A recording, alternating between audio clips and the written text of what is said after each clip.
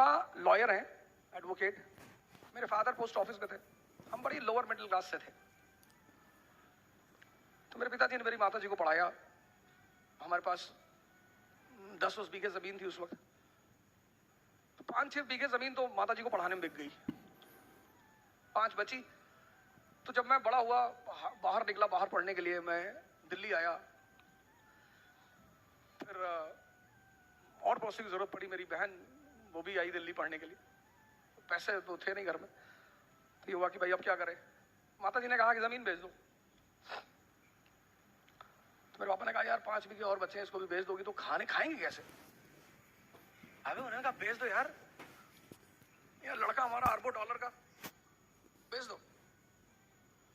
तो कुछ भगवान की वो थी कि मैं सुन रहा था उन दोनों आदमी की बात।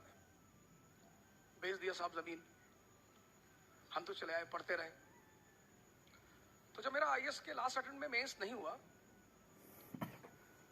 तो मेरी स्थिति एकदम, मतलब मैं उसे बयां ही नहीं कर सकता, उस पर मैं जाना ही नहीं चाहूंगा। 7 महीने बड़ी अजीब सी स्थिति में रहे, क्योंकि हम जो मिडिल क्लास के लोग हैं ना, उनके लिए ये सब तैयारी नहीं है। हमें नौकरी नहीं चाहिए, हमें जगह बनानी है। और सर अगर आपको लगता है कि जिंदगी में लड़ाई नहीं करनी पड़ेगी तो आप गलतफहमी में जी रहे हैं सर। लड़ना है सर, जिंदगी का मतलब लड़ना। अब आप डिसाइड करो कि कहां। चपरासी बन गए सरकारी एसबीआई में, कितनी सैलरी? 25,000। आप सोच के देखो, अगर आप में से बहुत सारे लोग होंगे जो जिनका महीने का खर्चा 15,000 रुपया होगा, आपका अपना। और अगर आपके घर में 3 भाई बहन है तो 45-50 हजार तो आप ही लोग खर्चा करते हो। आप सोच के देखो, अगर आपको 25,000 सैलरी मिली तो आपका घर कैसे चलेगा। वो लड़ाई नहीं है। आपको तो भाई साहब पढ़ाई करने में बड़ा लड़ाई करना पड़ता है। सर जिंदगी का मतलब लड़ाई है सर। लेकिन कैसे? हंस हंस के।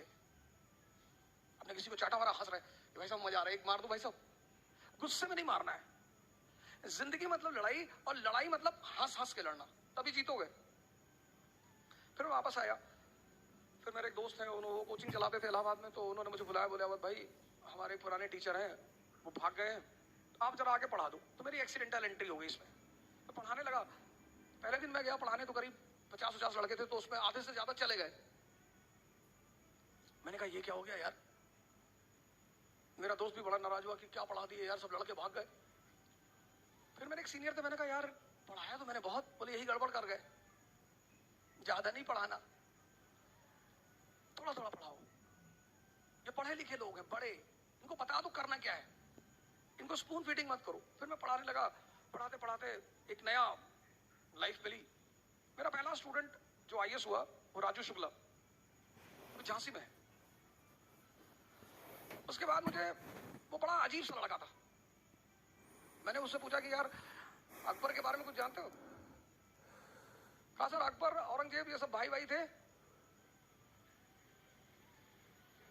तो मैंने कहा यार इससे काम, अभी झांसी में है, मैं अगली बार लेकर आऊंगा, भगवान ने चाहा तो, मालिक ने चाहा मैं उसे लेकर आऊंगा। बस मिला, उससे भी मिलाऊंगा कि देखो ऐसे लोग।